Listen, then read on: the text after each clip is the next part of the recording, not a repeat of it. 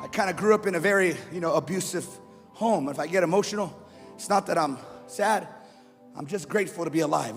You're looking at somebody who was raised from the dead. Come on, somebody. I'm the least likely person to be here. But God is rich in mercy. Can I get an amen? I said God is rich in mercy. Can I get an amen? I feel like I'm going to talk to somebody today. I feel this. Come on. Ah. So, when I was a little boy, my father abandoned me and left me when I was like 6. I turned to my stepfather to raise me, and he just would abuse me every day, all day. And the physical abuse is bad. My stepsister sexually abused me. That was bad.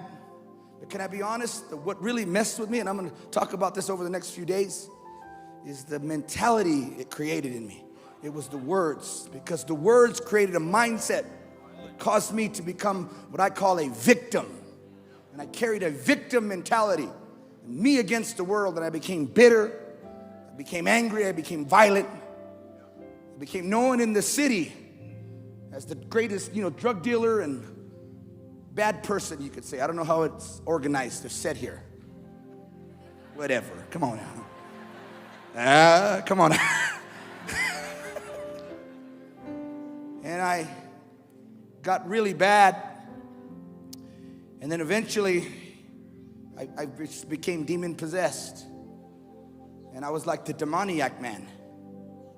And no one could contain me. The prisons couldn't contain me. Counselors couldn't help me. I was hopeless. And my mom got born again. She got saved. She started going to church. And the preacher started preaching about if you have a problem, find a promise from God and stand in the gap of prayer and pray that word and believe God, and God's power will bring a miracle. So they began to pray. Come on, I can testify a little bit, right? They began to pray. My mom eventually met a man of God. They're both pastors in our church today. And they got married, and they started standing in the gap for me. They started praying over my door, my window at 4 or 5 in the morning when they'd get up to go to work. I hadn't slept. I was up all night tweaking on methamphetamine, selling drugs. Don't judge me. Come on, South Africa. And it was just bad. But I remember one time them praying on the door, the word, and they're praying in faith. And I remember some people don't believe in the spirit realm or the demons. I believe in that stuff before I was even Christian. Come on, somebody. I had him. I talked to him. Hey, devil, what's up with my friend? He trained me. I was a soldier. Can I just be real? I just feel like we're family, so don't make me come on. So then one time I was in the room, and I saw as they were praying, I saw the smoke come under the door of the room.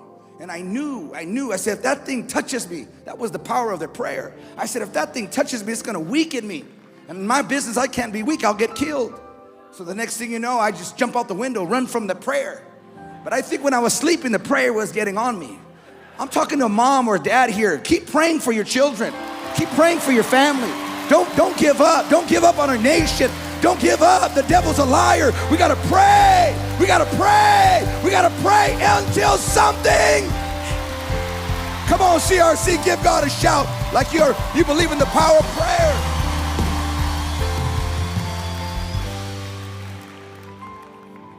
And then the next thing you know, my mom and dad, they're praying and they're praying and they're praying and they're praying and they're praying.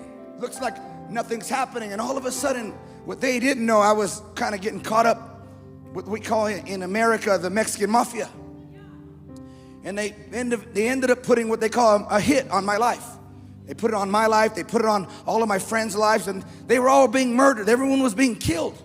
And I was next. I had escaped a few times.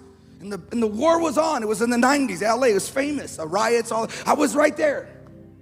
And the next thing you know, I'm getting arrested at my mom's home for embezzlement. And I'm in jail looking at 10 to 15 years in an embezzlement charge.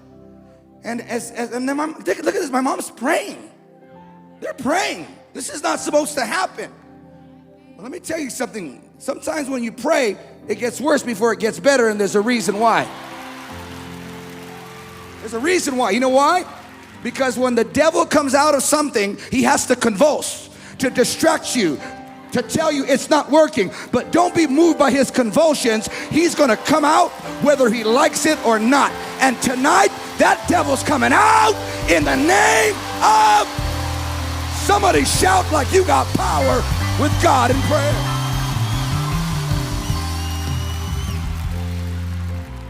So my mom had a prayer group. That's why, how many know we don't want to be isolated? She had a prayer group of about 6 ladies, and they all called her around the same time. They said, we need to pray for Jason because the spirit of murder is trying to take him out. And they didn't even talk, and they didn't know what I was into, but they were very right. And right before all of it happened, they raid my mom's home looking for me. The cops break down the doors. Everything looks like it's not working. How many know that's where your faith in God and your faith in prayer has to stand? My mom's sitting there with a gun on her head. The cops are in the home. They're saying, where's Jason? He sold drugs to this undercover cop. My mom looked at my dad with tears in her eyes and said, the devil is a liar. All my children shall be taught by the Lord, and great will be the peace of my children, and my children shall come home from distant lands. Come on, Mom. Come on, Dad. Come on, CRC. We got to pray for our families. We have to pray for our cities. We have to pray for our nation. Don't believe the lie that there's no power in prayer. Prayer breaks the back of the enemy. Shout like we are praying people. No, shout like you are praying people. I tell you. 2 weeks later, God did a miracle. I get released from jail. I still don't know how it happened. I ended up feeling bad about it, and my mom invites me to this Christian concert. It was a guy named Carmen. Rest in peace, he's with the Lord, but he was a soul winner.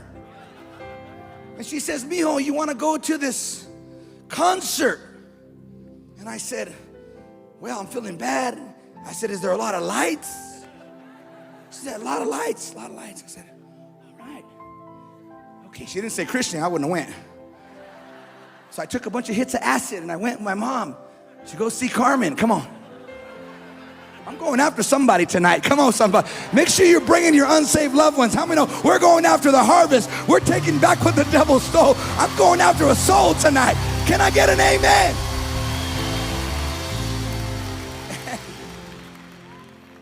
So I get to the concert. I got this girl next to me, and I'm on acid. She's on acid. It's a great concert. She didn't lie. There was all these lights. But how many know prayer was working? Come on, somebody. How many know prayer was working? I could feel my mom praying. Come on now.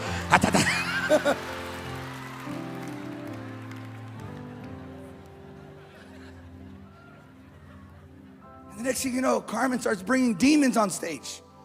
Alcohol, demon, anger. Had anger, you know. I punched everybody. That's why I think I first met Odd. I was like, I think he was like me. Come on, somebody. I was like, Pastor, I think he used to like to fight everybody. And but in the spirit, I still like to fight. I don't fight people anymore, though. Well, not really. Come on, somebody. But we fight the devil. I'm just kidding. So next thing you know, Carmen brings all these demons on stage and he's beating them up. And all of a sudden, something crazy happened to me. The power of prayer started working out of nowhere. And it scared me. I sobered up. And I got so sober. I'd never been that sober in my life. And you can't get sober on LSD. It's impossible. It takes 2 days, all the strychnine in your body. I sobered up. And then I felt what I'd been looking for all my life. I felt the love of Abba. I felt the love of a dad. And I said, that's what I want.